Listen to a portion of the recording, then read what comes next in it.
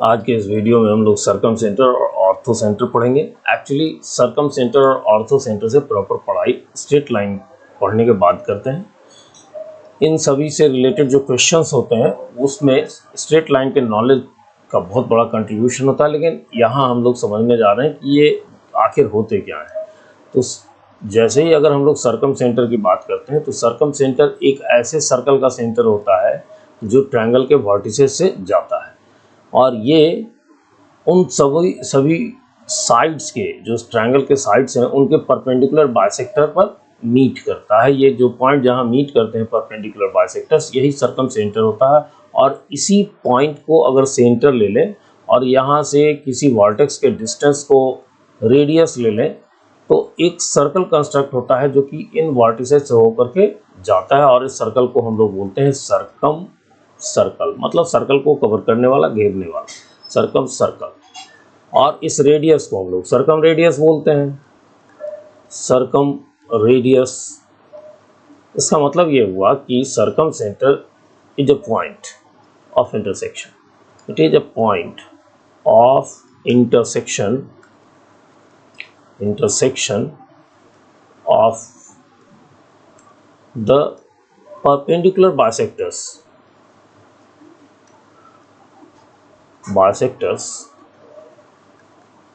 of the sides of a triangle। देखिए, अभी तक हम लोग जो पढ़ते आए, जैसे सेंट्रॉइड पढ़े या इन सेंटर एक सेंटर पढ़े, तो इन सबों का कोऑर्डिनेट हम लोगों ने डिराइव किया, लेकिन यहाँ इसके कोऑर्डिनेट को हम लोग डिराइव नहीं करेंगे। एक्चुअली इसका जो कोऑर्डिनेट जो हमारे पास अवेलेबल है वो बहुत अच्छा हम लोगों के काम का होता नहीं है।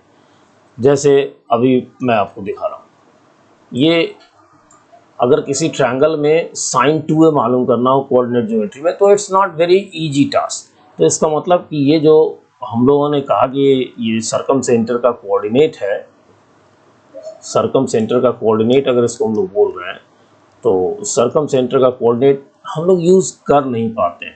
अगर डायरेक्ट इस पर क्वेश्चन में इंफॉर्मेशन है, डायरेक्ट यूज़ करना है, उस कंडीशन को अगर अवॉइड करें तो इसका यूज़ नहीं कर पाते हैं। सर्कम सेंटर से रिलेटेड जो भी वर्क होता है उसमें स्ट्रेट लाइन के इक्वेशन का नॉलेज हमारे पास होना चाहिए। So okay, related to this पहले तो मैं एक क्वेश्चन सामने में रखना चाहता हूं जिससे और क्लियर हो कि सर्कम सेंटर, सर्कम रेडियस, ये सब पता करने के लिए कुछ एक्स्ट्रा कनेक्टेड इन्फॉर्मेशन हम लोगों के बड़े काम का होता है। देखिए, इस पर्टिकुलर क्वेश्चन में अगर ध्यान दें हम लोग, तो एक ट्रायंगल है, ट्रायंगल का सर्कम सेंटर हमको गिवन है ये, और वर्टिसेस भी गिवन है। इसमें अल्फा सर्कम रेडियस को, बीटा एरिया को और गामा पेरीमीटर को डिनोट करता है। तो हम लोगों को alpha plus beta plus gamma का वैल्यू पता करना है। प्राइमरली हम लोग ये सब छोड़े, पहले हम लोग एक ट्रायंगल कंस्ट्रक्ट करें और उस ट्रायंगल में इन सभी पॉइंट्स को हम लोग लोकेट करें। देखिए, coordinate geometry study of geometry होता है with the help of algebraic expression. तो फिगर ड्रॉ करना चाहिए, ये हमेशा हम लोगों को हेल्प करता है। इसका कोऑर्डिनेट a-2 और b का कोऑर्डिनेट a6 और c का कोऑर्डिनेट a/4 -2। देखिए, इसमें बहुत सारे अननोन क्वांटिटीज है। जैसे हमारे पास सर्कम सेंटर का भी कोऑर्डिनेट गिवन है 5, a/4। हमारे पास बहुत सारे अननोन क्वांटिटीज हैं, a है, अल्फा, बीटा, गामा, ये सभी हैं। तो कहीं ना कहीं हम लोगों को 1 बाई 1 इनको जानना होगा। पहले तो इसमें नज़र डालिए, a इन सभी वर्टिसेज और इसमें इसके सर्कम सेंटर पर है। तो यहाँ इसके प्रॉपर्टी को यूज़ करके पहले तो हम लोग a फाइंड करने की कोशिश करें। तो देखिए, प्रॉपर्टी ये है कि o से a का डिस्टेंस, o से b का डिस्टेंस इक्वल होना चाहिए, जो कि सर्कम रेडियस है, सर्कम रेडियस है। तो यहाँ से अगर हम लोग इस रिलेशन को यूज़ कर करके a फाइंड करना चाहें तो बड़े आराम से कर सकते हैं। OA² मतलब ये वाला डिस्टेंस और OB² मतलब इस वाले डिस्टेंस का स्क्वायर। तो ये हो गया 5 - a का स्क्वायर प्लस a/4 प्लस 2 का square is equal to, right hand side में OB, तो 5 - a मैं लिख लेता हूँ 5 माइनस ए का square plus A by 4 minus 6 का स्क्वायर। अगर हम लोग देखें तो राइट हैंड और लेफ्ट हैंड साइड में ये 5 माइनस ए का स्क्वायर कैंसिल हो गया, तो कैलकुलेशन थोड़ा सा आसान दिख रहा है यहाँ। तो कैलकुलेशन करते हैं, इसको पहले सिंप्लीफाई करते हैं। ए स्क्वायर बाई 4 प्लस 2ab मतलब 2 इंटू ए बाई 4 इंटू 2, और राइट हैंड साइड में a square by 16 plus 4 plus 2 times a by 4 into 6, ये माइनस में होगा और ये 36 का स्क्वायर होने के कारण 36 का स्क्वायर होगा, तो ये 6 का स्क्वायर होगा तो 36 होगा, ये -2। Okay, cancel them out. आप देखो यहाँ 2 और ये 2 मिलकर के इसको कैंसिल कर दे रहा है, यहाँ एक 2 और इसका एक 2 मिल करके इस 4 को कैंसिल कर दे रहा है। तो हमारे पास जो रिज़ल्ट आया वो बड़ा अच्छा सा रिज़ल्ट आया। देखिए 4 plus a is equal to right hand side में 36 माइनस 3a, सिंप्लीफाई अगर करें तो 4a is equal to 32, that means a is equal to 8। तो एक रिज़ल्ट हमको मिला जिससे अब हम इन सभी कोऑर्डिनेट्स को लिख सकते हैं। तो a को अगर 8 लिखें तो 8 माइनस 2, a को 8 लिखें तो ये हो गया 8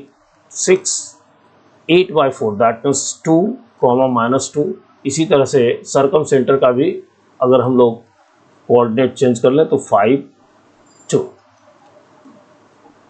okay, now we want to know the circumradius. तो सर्कम रेडियस, अब तो सारे कोऑर्डिनेट्स पता हैं तो सर्कम रेडियस लिख सकते हैं। OA is equal to OB circumradius है, तो इसको यूज़ कर सकते हैं।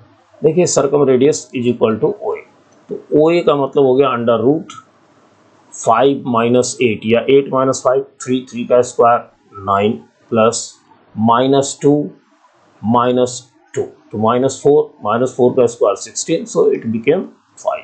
तो सर्कम रेडियस भी हमको मालूम हो गया। ओके, मतलब अभी अल्फा हम दोनों ने फाइंड कर लिया, लेकिन बाकी के इंफॉर्मेशन के लिए हमको साइड्स का लेंथ चाहिए। तो साइड्स का लेंथ अगर हम पता करना चाहते हैं तो मैं एक बार फिगर फिर यहाँ ड्रॉ कर देता हूँ कि साइड्स का लेंथ आपको इजीली विजिबल हो। यहाँ A का कोऑर्डिनेट, B का कोऑर्डिनेट 8 6 2 -2, ये C है। A का कोऑर्डिनेट अपने पास 8 -2 है, तो 8 -2।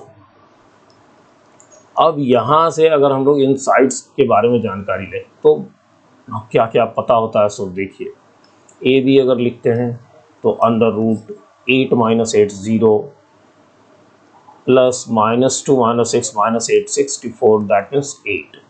BC अगर फाइंड करें तो BC is equal to under root 8 - 2 6 36 plus 6 plus 2 8 64, ये मिलकर के 100 हो गया, इसका मतलब 10।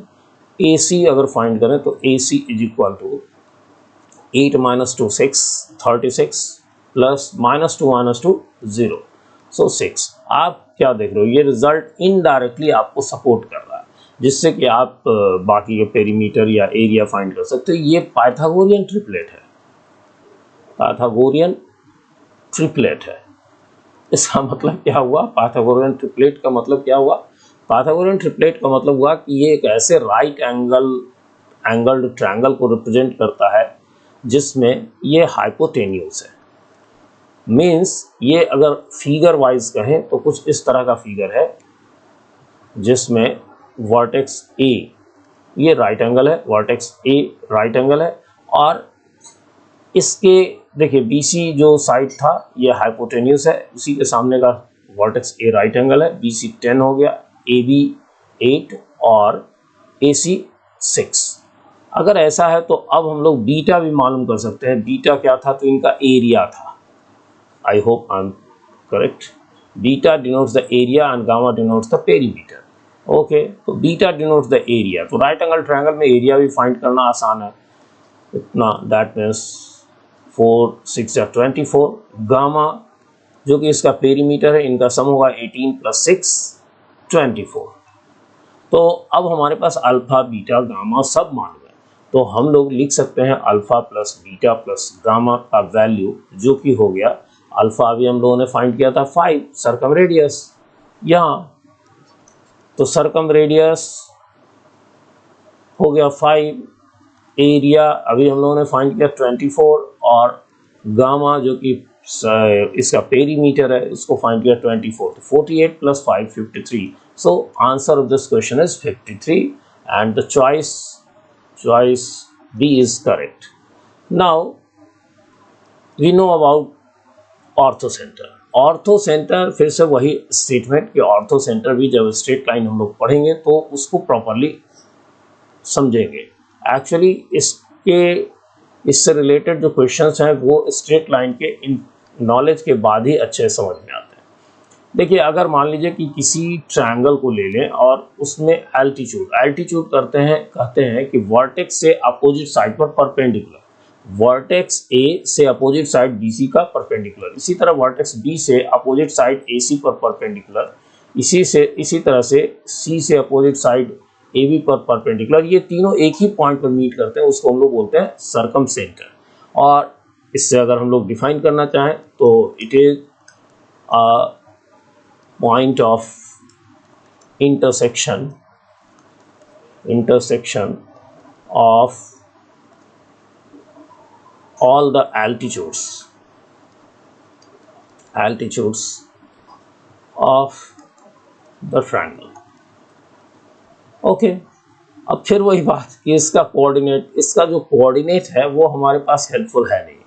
अगर हम लोग ऑर्थो सेंटर का कोऑर्डिनेट लिखना चाहें, ऑर्थो सेंटर का कोऑर्डिनेट, तो it's not very simple one, मतलब यूज के पॉइंट ऑफ व्यू से सिंपल वन नहीं। डिराइव तो हम लोग कर ही सकते हैं, लेकिन जो यूज के पॉइंट ऑफ व्यू से सिंपल नहीं है हम उसको अलग कर देंगे। ये जो है रिजल्ट है ये तभी हमारे काम आएगा जब हम लोग इसको डायरेक्ट यूज करेंगे। तो डायरेक्ट यूज करने का कोई टेंशन क्यों नहीं हम लोग ऐसा करें कि आगे स्ट्रेट लाइन का इंफॉर्मेशन लें, इन एल्टीट्यूड्स का इक्वेशन लिखें, उनको सॉल्व करके ऑर्थो सेंटर पता कर लें। चलिए यहाँ मैं केवल डिस्प्ले कर रहा हूँ कि इसका जो इक्वेशन है, मतलब कोऑर्डिनेट फाइंड करने का जो तरीका है, it's not very easy. x1 tan है, तो चलिए x1 तो मालूम है, वर्टेक्स का कोऑर्डिनेट हो गया, मान लीजिए यही कोऑर्डिनेट वर्टेक्स का है x1 y1 और x2 y2 और x3 y3, ये तो ठीक है। लेकिन अगर हमसे कोई कहता हो कि tan A फाइंड करो तो it's not very easy task in coordinate geometry. हाँ, त्रिकोणों का हेल्प लेंगे तो कुछ काम होगा, तो ये हम तभी यूज़ करेंगे जब कोई डायरेक्ट इन्फॉर्मेशन होगा। ओके, तो इससे रिलेटेड जो मेजर क्वेश्चंस होंगे वो हम लोग स्ट्रेट लाइन में देखेंगे। फिलहाल कुछ क्वेश्चंस देखते हैं जो इनसे कनेक्टेड कुछ ट्रिकी पार्ट है। देखिए ये क्वेश्चन 2025 का है, तो ऑब्वियसली रिसेंट क्वेश्चन है। इस क्वेश्चन में आपके पास इंफॉर्मेशन है 3 वर्टिसेज हैं, 3 वर्टिसेज A, B और C, इनके कोऑर्डिनेट्स गिवन है। इसके बाद ऑर्थो सेंटर और सेंट्रॉइड गिवन है। फिर हमको इसका वैल्यू फाइंड करना है। देखो इसमें बहुत सारे अननोन क्वांटिटीज हैं। पहले मैं फिगर में इसको रिप्रेजेंट करता हूँ।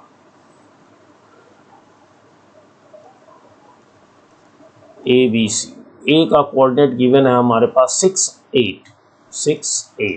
B का कोऑर्डिनेट हमको प्रोवाइडेड है 10 cos अल्फा -10 sin अल्फा। इसी तरह से C का कोऑर्डिनेट प्रोवाइडेड है हमको -10 sin अल्फा 10 cos अल्फा। देखिए इसमें जो सेंट्रॉइड, और इसको भी अगर हम लोग जानते हैं कि ये सभी कोलिनियर होते हैं, सेंट्रॉइड, ऑर्थो सेंटर और सर्कम सेंटर। अगर और यहाँ ऑर्थो सेंटर में लिखता हूँ, मान लो ऑर्थो सेंटर LA,9 ये ऑर्थो सेंटर है, तो दूसरे एंड पर सर्कम सेंटर होगा। चलिए सर्कम सेंटर को मान लीजिए थोड़ी देर के लिए मैं O बोल देता हूँ, तो सर्कम सेंटर O होगा और यहाँ G होगा जो इसको 2:1 में डिवाइड करता होगा। तो G का कोऑर्डिनेट भी हमारे पास है H, K। अब जरा ध्यान से देखिए इस पर्टिकुलर क्वेश्चन में अननोन क्वांटिटीज जो है वो पिछले क्वेश्चन से बहुत अधिक है। यहाँ आपके पास अल्फा है, A है, ये A है, मैं इसको प्रॉपर ढंग से लिख दूँ। ये ए है, फिर आप देख रहे हो कि HK है, मतलब ये कि सब अननोन क्वांटिटीज भरे हुए हैं। अगर अननोन क्वांटिटीज बहुत ज़्यादा और गिवन इन्फॉर्मेशन कम हो तो एक बात हमेशा ध्यान रखिएगा, कुछ हिडन इन्फॉर्मेशन है। तो यहाँ हिडन इन्फॉर्मेशन हम खोजेंगे कैसे? तो थोड़ा सा एक टेक्निक ध्यान दीजिए। तो L और G पता है, ऑर्थो सेंटर ये सेंट्रॉइड पता है, ठीक है, उनके कोऑर्डिनेट्स नंबर्स में नहीं है लेकिन पता है। सरकम सेंटर के बारे में कोई जानकारी नहीं है, तो इसका मतलब हिडन इन्फॉर्मेशन इससे कनेक्टेड होगा। ये बहुत अच्छा इन्फॉर्मेशन है, थोड़ा सा प्रैक्टिस से आप सीख सकते हो कि अगर मान लीजिए ओरिजिन ले लें बीच में कहीं पर, तो ओरिजिन से ए का डिस्टेंस जो आप देख रहे हो 6 और 8 होने के कारण 36 प्लस 64 ये हो जाता है 10। इसी तरह से ओ से अगर बी का डिस्टेंस पता करो 10 कॉस अल्फा मतलब 100 cos square alpha, 100 cos square alpha, 100 cos square alpha, और प्लस में हो जाता है 100 साइन स्क्वायर अल्फा। जैसे ही आप 100 कॉमन लेते हो तो cos square plus sine square 1 हो जाता है।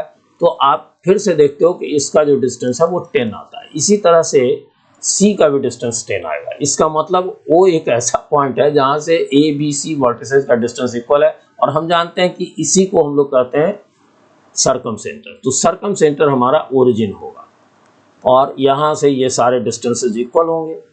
तो चलिए, आपको हिडन इंफॉर्मेशन भी आपने ओपन कर लिया कि सरकम सेंटर 0 0 है। अब अगर अननोन क्वांटिटीज़ को इसके हेल्प से जाने, तो पहला तो एक हमारे पास वो तरीका ये हुआ कि हम लोग सेंट्रॉइड को दो तरीक़ों से लिख सकते हैं। एक तो सेंट्रॉइड को लिख सकते हैं हम लोग वर्टिसेस के कोऑर्डिनेट्स के सम के रूप में, तो 10 कॉस अल्फ़ा, इसमें -10 साइन अल्फ़ा डिवाइडेड बाई 3। तो यहाँ से हम लोग एक इंफॉर्मेशन ले सकते हैं कि चलो ये 10 कॉस अल्फ़ा -10 साइन अल्फ़ा का वैल्यू हो गया 3h - 6। सिमिलरली के जो कि y कोऑर्डिनेट है अपने सेंट्रॉइड का, इसको भी हम लोग y कोऑर्डिनेट से लिख सकते हैं 8 -10 साइन अल्फ़ा फिर +10 कॉस अल्फ़ा। देखिए इससे बहुत अच्छा रिजल्ट आने वाला है, डिवाइडेड बाई 3। यहाँ अगर आप ध्यान दो तो ये 10 कॉस अल्फ़ा मैं पहले लिख रहा हूँ, तो 10 cos alpha -10 sine alpha is equal to 3k - 8। अब आप देखो यहाँ और यहाँ दोनों सेम क्वांटिटी है, तो इसका मतलब हुआ कि ये दोनों आपस में इक्वल हो जाएंगे। तो यहाँ से हमको h और k के बीच में एक रिलेशन मिल जाएगा। तो therefore 3h - 6 is equal to 3k - 8। So relation हो गया बेटा। अगर हम लोग चाहें तो लिख सकते हैं 3h is equal to 3k - 2। एक और रिलेशन मिल गया। अब थोड़ा सा और पता करें, यहाँ से देखो, यहाँ k अननोन है लेकिन इसका काउंटर पार्ट y कोऑर्डिनेट इसका और इसका y कोऑर्डिनेट गिवन है, तो हम लोग इस k का वैल्यू पता कर सकते हैं। तो चलिए दोनों मालूम करते हैं। h इज इक्वल टू, अगर ये 2:1 में डिवाइड करता है तो h जो कि x कोऑर्डिनेट हो गया g का, ये हो गया 2 टाइम्स सरकम सेंटर का x कोऑर्डिनेट मतलब 0 प्लस 1 टाइम्स ऑर्थो सेंटर का x कोऑर्डिनेट डिवाइडेड बाई 3। तो यहाँ से हम लोगों को मालूम हुआ कि a is equal to 3h, एक इन्फॉर्मेशन मिला। k अगर पता करें तो k का वैल्यू कितना होगा, y कोऑर्डिनेट अगर हम लोग लिखें तो y coordinate 2 times y coordinate of circumcentre, that means 2 × 0 plus similarly 1 times y coordinate of orthocentre 9 divided by 3। यहाँ से एक अच्छा क्वांटिटी मिला, एक 9/3 दैट मीन्स 3। तो k इज इक्वल टू 3 और a is equal to 3h। तो अब आप देखो k का वैल्यू जैसे ही इसमें आप पुट करते हो, k का वैल्यू जैसे ही आप पुट करते हो तो h का वैल्यू भी आपको मालूम हो जाता है। तो therefore 3h is equal to, k का वैल्यू हमारे पास है 3, सो 3 3 9 - 2 7। तो हम लोगों ने 3h का वैल्यू मालूम किया 7, या आप कह सकते हो h का वैल्यू मालूम किया 7/3। 3। अब एच के भी मालूम हो गया, हमारे पास ए का भी इंफॉर्मेशन है, अल्फा से रिलेटेड जानकारी नहीं है और क्वेश्चन में अल्फा से रिलेटेड है 100 साइन। देखिए ए पता चल गया, 3h मालूम हो गया, 6k मालूम हो गया, अभी 100 साइन अल्फा नहीं पता है, साइन 2 अल्फा। तो साइन 2 अल्फा मालूम कर सकते हैं, हम लोग जानते हैं कि a sine theta b sine theta का अगर स्क्वायर करें तो हमको साइन 2 थीटा मिलता है। वैसे ही यहाँ पर दो इन्फॉर्मेशन है इससे कनेक्टेड, एक इन्फॉर्मेशन तो हमारे पास ये वाला है जिसमें 10 cos alpha minus 10 sine alpha equal to इतना, दूसरा इन्फॉर्मेशन ये है, दोनों से किसी को यूज कर लो।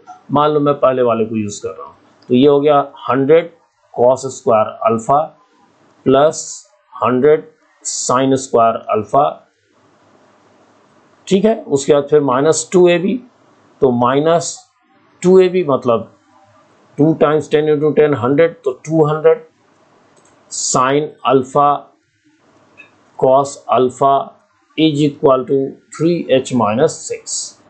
ओके, h का ऑलरेडी हमारे पास इंफॉर्मेशन है, 3h का हमारे पास इंफॉर्मेशन है कि वो 7 है, तो हम लोग इसको पुट कर दें, तो 7 माइनस 6 दैट इज 1।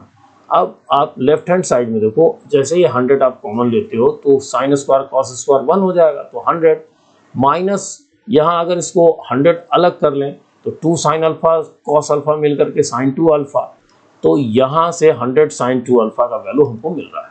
तो ये होगा बेटा 100 sine 2 alpha is equal to 100 minus 199। तो अब सारे इंफॉर्मेशंस हमारे पास हैं। देखिए हमको चाहिए क्या क्या था, हमको चाहिए था 5a, तो a ऑलरेडी पता है, a हमारे पास पता है, मतलब 5a minus 3h plus 6k plus 100 sine 2 alpha का वैल्यू अगर पता करना चाहें तो हमको मालूम है 5a हमारे पास है, a हम लोगों ने पता किया है 5। देखिए a हम लोगों ने मालूम किया है 5, a क्या था, यहाँ यहाँ यहाँ यहाँ यहाँ ए नहीं, a हमारे पास जो था वैल्यू हम लोगों ने यहाँ पुट अभी नहीं किया है, a का वैल्यू अपने पास a का वैल्यू चलिए देखते हैं, OA इक्वल टू OB हम लोगों ने कर करके निकाला था, OA इक्वल टू OB यहाँ हम लोगों ने फाइंड आउट किया है, तो OA इक्वल टू OB से हमारे पास जो इंफॉर्मेशन आएगा वो तो 10 है, और A का वैल्यू अगर हम लोग यहाँ देखें, हाँ यहाँ 3h था, A equal to 3h, sorry I was missing, A equal to 3h, तो A इक्वल टू 3h का वैल्यू हम लोगों ने फाइंड किया है, फिर से कर लेते हैं, A इक्वल टू 3h, तो 3h का वैल्यू अपने पास है 7, तो A का वैल्यू हो गया 7, आई वाज मिसिंग समथिंग। तो यहाँ 5a अगर लिखना चाहते हैं तो 5a का वैल्यू अभी हम लोगों ने फाइंड किया 7, तो 5 इंटू 7 माइनस 3h का वैल्यू 7 जो कि a के इक्वल था, माइनस 7 प्लस 6 इंटू k का वैल्यू हम लोगों ने फाइंड किया यहाँ, k का वैल्यू 3 इस वाले जगह पर, तो a का वैल्यू 3 तो 6k plus 100 sine 2 alpha just find किया 99, तो इसका वैल्यू 99। आप इन सबों को अगर ऐड करो तो क्या मिलता है, 35 प्लस 18 प्लस 99 माइनस 7। ओके, तो जो रिजल्ट है अपने पास, इसको एक बार थोड़ा और हम लोग चेक कर लें। h का वैल्यू अपने पास है, k का वैल्यू पहले फाइंड हुआ 3, ओके, तो k का वैल्यू 3, तो 6 3 जा 18, अपने पास एक वैल्यू ये है, फिर उसके बाद 100 साइन 2 अल्फा का वैल्यू है, हम लोगों के पास h का वैल्यू 3h का वैल्यू 3h हमारे पास यहाँ था, 3h हम लोगों ने फाइंड आउट किया था 7/3, तो 3h हो गया 7। ओके, फिर 5 टाइम्स a एक्चुअली हमारे पास है a is equal to 3h, और हम लोगों ने फाइंड किया है 3h का वैल्यू 7, तो a is equal to 3h means 7। अब क्वेश्चन में 5a माइनस ये, तो वैल्यू अपने पास कुछ इस तरह का आ रहा है, 35 प्लस ये चॉइस से थोड़ा डिफरेंट आ रहा है, so I am a little bit hesitant about it. हो सकता है चॉइस हमारे पास रॉन्ग हो। तो 198 प्लस 117 प्लस 35, 117 में से 7 माइनस कर दो तो 110 बाई प्लस 35 मतलब 145, ये अपना आंसर दिख रहा है। Okay, it should be checked. हो सकता है कि कैलकुलेशन में कहीं पर या तो इस क्वेश्चन की राइटिंग में कहीं पर यहाँ प्लस और माइनस का एरर हो या फिर चॉइस में एरर हो। ज़्यादा चांस है कि हम लोगों ने प्लस और माइनस वाले एरर में किया था। इसको देख लेंगे, कोई मुश्किल बात नहीं है, तो सॉल्व ऐसे ही करेंगे क्वेश्चन को। फाइनल आंसर में हो सकता है कहीं पर प्लस और माइनस का कुछ हो तो वो हम लोग चेक करें। Okay, now the next question which says कि एक इक्विलैटरल ट्रायंगल है, इसमें ओरिजिन एक वर्टेक्स है और अपोजिट साइड इस लाइन पर है, तो हम लोगों को पता करना है ऑर्थो सेंटर। देखिए, कोई बहुत मुश्किल नहीं है। अगर हम लोग कहें कि एक मान लीजिए फिगर ड्रॉ कर लेते हैं, एक्स वाई पहले एक्सेस कर लें, इस लाइन का इक्वेशन ले लें, वर्टेक्स एक तो यहाँ होगा, लाइन का equation x plus y equal 1, तो ये दोनों तरफ 1 1 पर इंटरसेक्ट करेगा।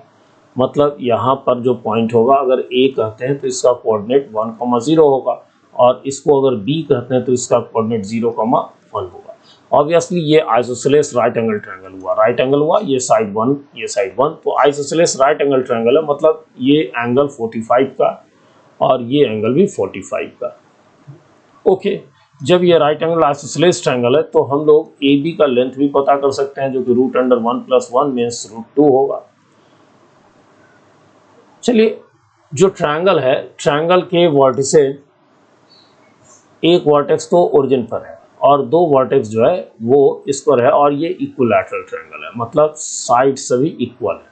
अगर इसको P और Q नेम किया जाए तो triangle OPQ is an equilateral triangle. Equilateral triangle, ये इक्विलैटरल ट्रायंगल है। तो अगर इक्विलैटरल ट्रायंगल है तो इसका मतलब हो गया कि OP is equal to OQ is equal to PQ होगा। Now we draw perpendicular form here, एक परपेंडिकुलर यहाँ से ड्रॉ कर लें। तो इक्विलैटरल ट्रायंगल में जो परपेंडिकुलर होता है OR is perpendicular on PQ, तो PQ अगर ये इक्विलैटरल ट्रायंगल है तो इसका मतलब therefore OR is altitude as well as median for triangle POQ, क्योंकि POQ जो है वो इक्विलैटरल ट्रायंगल है, तो इसका मतलब ये एल्टीट्यूड भी हुआ, मीडियन भी हुआ। और हमको मालूम है कि इक्विलैटरल ट्रायंगल में जो ऑर्थो सेंटर है, जो हमको फाइंड करना है, ऑर्थो सेंटर सेंट्रॉयड दोनों सेम होगा। इसका मतलब ये हुआ कि इसी पर जो हम सेंट्रॉयड पता करेंगे वही ऑर्थो सेंटर होगा। अब हम लोगों का इंटेंशन है, पहले इंटेंशन समझ लीजिए तो कैलकुलेशन जल्दी समझ पाइएगा। हम लोग चाहते हैं कि OG लेंथ मालूम कर लें, OG लेंथ मालूम कर लें। अगर OG लेंथ मालूम हो जाए और ये एंगल पता हो जाए, ये एंगल बड़ा सिंपल एंगल है। अब आप ट्रायंगल देखिए ORA, ट्रायंगल ORA, तो इसमें आप देख रहे हो कि R 90 डिग्री है, R 90 डिग्री का है, और आप देख रहे हो कि एंगल आप A देख रहे हो ये 45 डिग्री का है। तो इसका मतलब दूसरा वाला जो एंगल होगा, मतलब कौन सा एंगल ROA, ये भी 45 डिग्री का होगा। इसका मतलब ये अगर मालूम हो जाए, हमको ये मालूम हो जाए कि ये G है, ये O है, ये X एक्सिस है और इसके बीच का एंगल 45 डिग्री है, तो ये लेंथ जैसे ही मालूम होगा हम इसका कोऑर्डिनेट लिख सकते हैं। अगर ये लेंथ R है तो इसका X coordinate R cos 45 degree और Y कोऑर्डिनेट लिख सकते हैं R sin 45 डिग्री। तो जो इशू है वो है कि हम R मालूम करें, R मतलब OG पता करें। तो OG पता करने के लिए थोड़ा सा हम लोगों को OR मालूम करना चाहिए, इसलिए कि G जो है वो सेंट्रॉयड है, ऑर्थो सेंटर मालूम करना है, लेकिन हमको पता है कि सेंट्रॉयड ऑर्थो सेंटर दोनों सेम होगा। तो और अगर ये सेंट्रॉइड है तो ये OR को 2:1 में डिवाइड करता होगा, मतलब ये OR का 2/3 होगा, OR का 2/3 होगा। अगर ये OR का 2/3 है तो OR मालूम हो जाएगा, तो ये पता चल जाएगा। अब हम लोग फोकस करें OR मालूम करने। OR मालूम करने के लिए हम फिर से अपने बड़े वाले ट्रायंगल को फोकस करते हैं। देखिए बड़े वाले ट्रायंगल में आप गौर करो, इन ट्रायंगल BOA में आप देखो तो ये जो ट्रायंगल है BOA, इस ट्रायंगल में ये एंगल 45 का, ये एंगल 45 का है ना, ये दोनों 45 का आइसोसेलेस ट्रायंगल है, ये राइट एंगल। और अभी अभी हम लोगों ने कहा है कि OR is perpendicular on AB, तो इसका मतलब है OR अगर इस पर परपेंडिकुलर है तो आप इस ट्रायंगल को देखो, ये भी आइसोसेलेस ट्रायंगल हो गया, 1 1 दोनों का लेंथ है, और ये अगर एल्टीट्यूड है तो यही मीडियन भी होगा। इसका मतलब R इज मिड पॉइंट, ये हमको मालूम करना था, इसी से सब कुछ होगा। Mid point of R is mid point of AB। तो AB का लेंथ आपको पहले से पता है, AB का लेंथ आपने यहाँ फाइंड किया है √2, AB का लेंथ फाइंड किया है √2। तो इसका मतलब अब हम लोग मालूम कर सकते हैं कि OR का लेंथ, देखिए राइट एंगल ट्रायंगल में हाइपोटेन्यूज जो होता है वो इक्विडिस्टेंट होता है। अगर ये राइट एंगल ट्रायंगल है जिसमें ये हाइपोटेन्यूज का मिड पॉइंट है, तो हमको मालूम है कि mid point of hypotenuse is equidistant from A, O and B। इसको B लिखा है हमने तो B ही कर लें, इसको A। तो ये तीनों डिस्टेंसेज इक्वल होते हैं। तो और अभी अभी हम लोगों ने मालूम किया AB √2 है, तो इसका मतलब हम लोग कह सकते हैं कि O से, O नहीं इसका नाम R है, तो R से A का डिस्टेंस, R से B का डिस्टेंस और R से O का डिस्टेंस, ये सब इक्वल होगा और ये हाफ होगा √2 का। तो हाफ ऑफ √2 मतलब आप कह सकते हो 1/√2।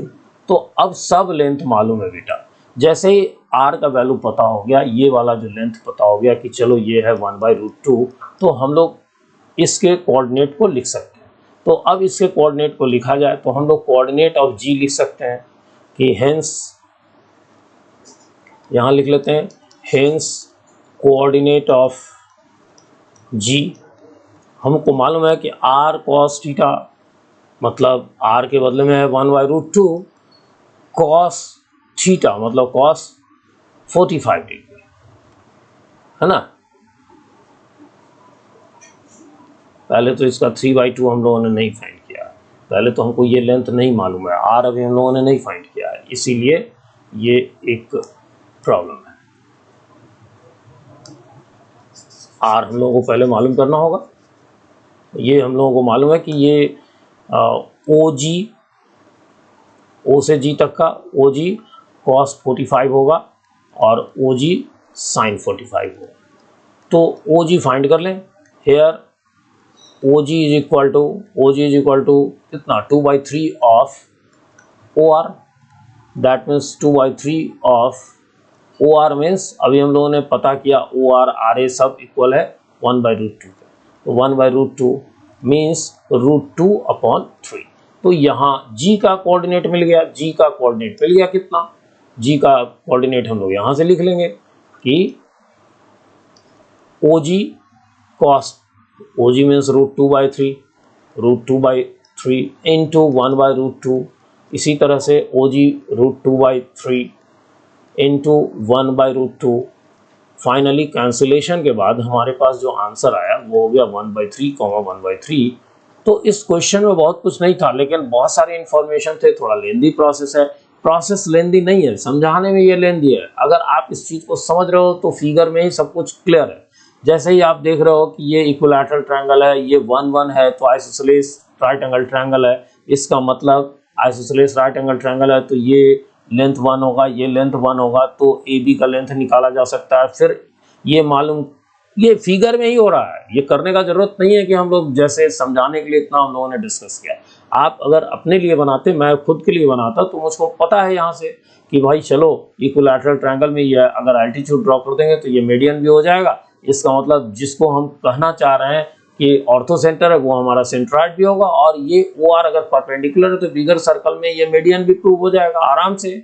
आइसोसेलेस राइट एंगल ट्रायंगल है तो जो मीडियन है वही एल्टीट्यूड है, तो ये मीडियन हो गया। इसका मतलब कि अब तीनों लेंथ इक्वल हो गया, O R, R B, R A तीनों लेंथ इक्वल हो गया, ए बी का हाफ हो जाएगा, ए बी पता है। तो इसका मतलब ये सब रफ शीट में हम लोग एक बार में समझ लिए यहाँ तक। अब मालूम करना था कि चलिए भाई ओ आर मालूम हो गया है हमारे पास कि ये √2 का हाफ है, तो इसका अगर 2/3 पार्ट निकालें तो ये भी बस समझिए आप कि अगर आप एग्जाम दे रहे होते तो पहला रफ पार्ट आपके पास आता वो यही आता कि 2/3 ऑफ √2, और इसके बाद का तो आंसर क्लियर है कि अगर हमारे पास एंगल 40 डिग्री हो गया तो हम उसका कोऑर्डिनेट लिख लेंगे। So this question was not difficult, however ये समझाने में थोड़ा लेंदी लग रहा है, अदरवाइज ये क्वेश्चन लेंदी है नहीं। ओके, सो होपफुली आप यहाँ तक समझ गए होंगे और ये सेशन आपने एंजॉय किया होगा। तो अगर आपने एंजॉय नहीं भी किया हो तब भी आप मुझे वो सजेशन तो दे ही सकते हैं ना, तो कमेंट बॉक्स में आपका सजेशन लिखें, और अप्रिसिएशन अगर देना चाहें तो वो लिखें। It will be very helpful to me कि मैं फिर से आगे वीडियो बनाने की हिम्मत जुटा पाऊँ, आप तक पहुँचने की कोशिश करूँ। तो thanks to all of you, thank you, have a nice day.